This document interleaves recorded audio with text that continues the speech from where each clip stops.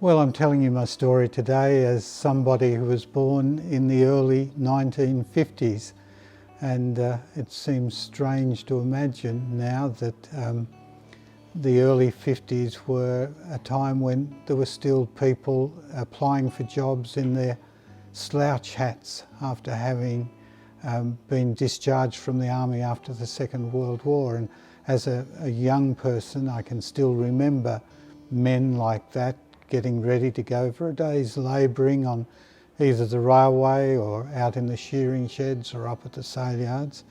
And so they were very difficult times, as I recollect.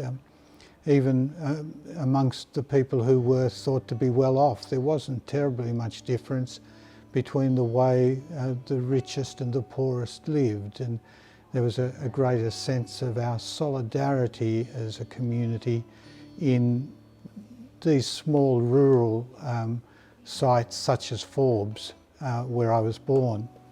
So I was born in the Mater Hospital at Forbes and baptised in St Lawrence's Church, Forbes, and then I went on to Sacred Heart Primary and St Lawrence's Primary, the Maris Brothers here in Forbes for my secondary education too. So very much I was part of a Catholic church that was big and it was strong.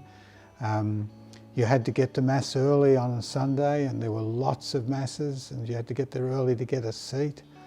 It was very much a time of not uniformity in a way that's sort of a disadvantage, but a way in which seemed to bind us together as one big family in the community. It was a time when we were very much closer to priests and to nuns and to brothers too, where it wasn't unusual for two sisters to come and visit us in the house after school, where we'd have altar service picnics and all the boys' choirs, and there'd be almost a dispute about who was going to serve on the altar this day as opposed to the other day. There was much more enthusiasm and much more participation, I suppose, than we're used to today. For me, that was a good thing in the sense that it certainly created my worldview. So the idea of a world without the church and without worship and Mass and the sacraments, without Catholic education, was almost inconceivable. At the end of my schooling, I approached Bishop Warren with the idea of going to the seminary.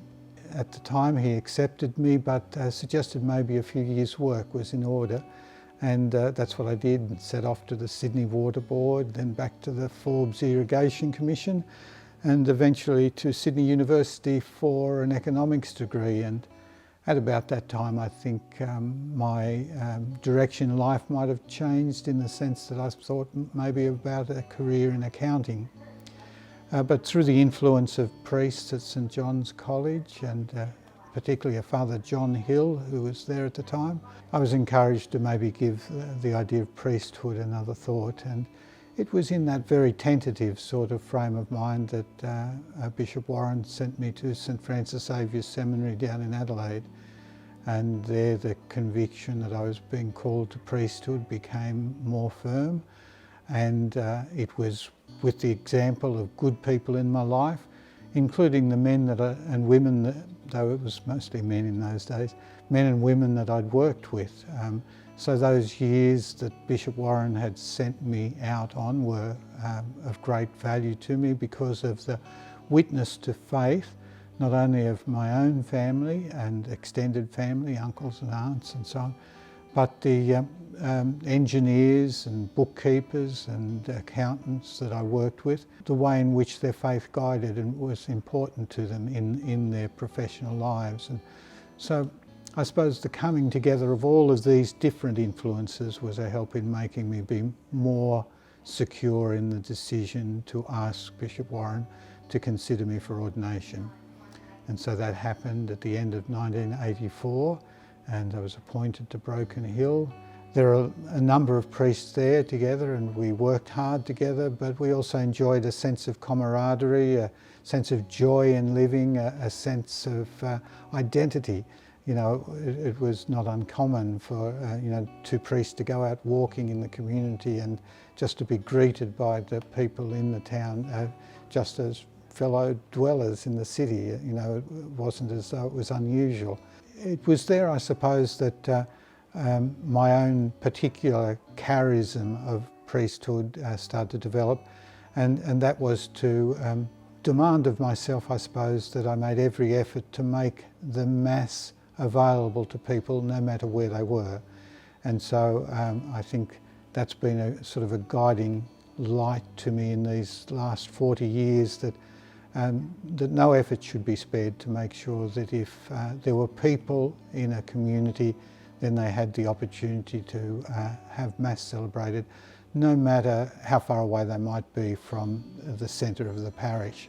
It seems like a simple and obvious sort of point to make, but it's amazing. On one occasion I was invited to draw a picture of what my ministry looked like, and I drew it through the vision of the steering wheel and the windscreen and the windscreen wipers. And so, but beyond that, you saw little tableaus of people getting married and people having babies baptised and people dying, people in all sorts of need, people doing things like ploughing paddocks and shearing sheep.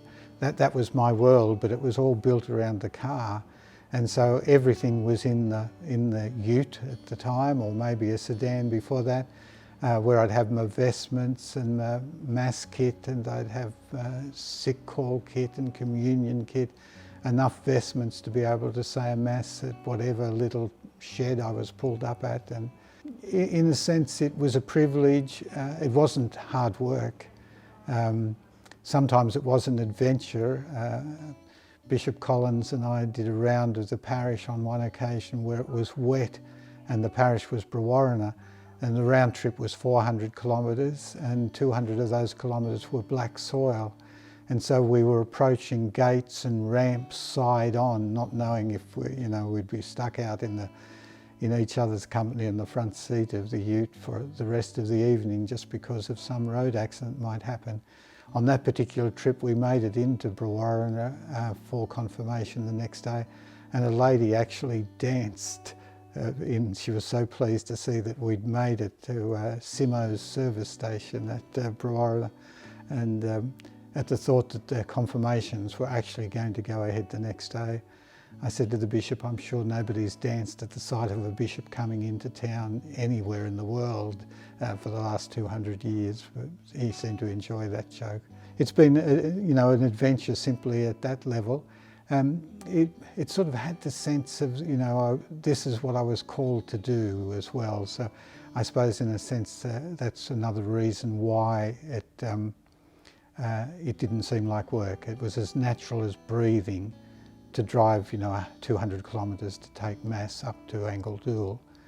And even though they might not have had Mass there for, as much as 6 months, you could always be sure that there'd be half a church full, and more likely, 30 people would turn up, and it made a difference to them and their experience of whatever trials or triumphs they may have been enjoying at the time. There were many joyful times in Angledool, for instance, like baptisms and confirmations, but there were some sad times too, like the dreadful droughts that have afflicted the nation over my 40 years of priesthood. So in my life of leadership and service, the number of times in which I discover that I have been actually taught more by the people that I've been sent to serve, and been given more by the people I've been sent to give to, is just overwhelming. And of course that's just another expression of the dynamic of God's providential love for us. It's just such a wonderful sort of sense of togetherness in God's plan, togetherness in God's love. And so now I suppose looking back, it's the sense that I did my best to be there, but it wasn't me being there. It was I was called to make sure that Christ was present to the people in a way in which they could discern. Of course, he's always present, but it was his way, Christ's way, of making sure that people in their difficult times as well as their joy-filled times realise that God loves them, cares for them, forgives them, cherishes them, and has a place for them, each and every one, in the kingdom forever in his presence. So some of you may know that for maybe as long as 12 years now I've been suffering from cancer, and more particularly in these last 3 years. There have been very difficult, challenging times, even a few tears. But I would represent and caricature this time as like a second formation.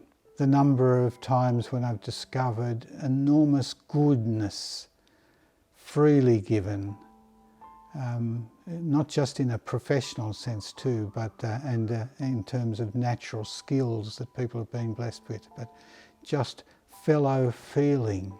People from all sorts of backgrounds too. You know, I suppose I'm afflicted, like everybody else, by the challenge of prejudice. I'd like to think that in this time, my sense of being a person who could be judgmental or even fearful of difference between human beings has well and truly been healed. The sense of being able to accept each one as they are, to celebrate their goodness, to pray for them in their needs, and to know that in God's plan each one has a place in God's heart, each one is a cherished son and daughter, firstborn of the kingdom of heaven.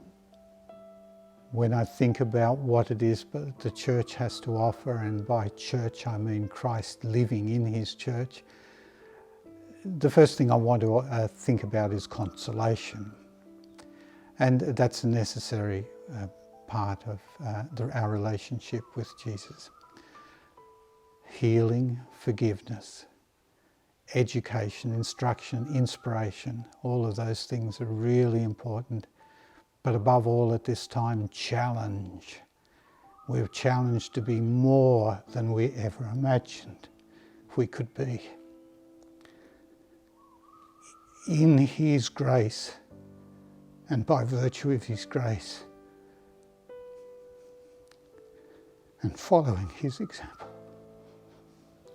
I hope in a way that's more effectively communicated, that message has come across in my preaching, not my message, but his own, because in us he is always present.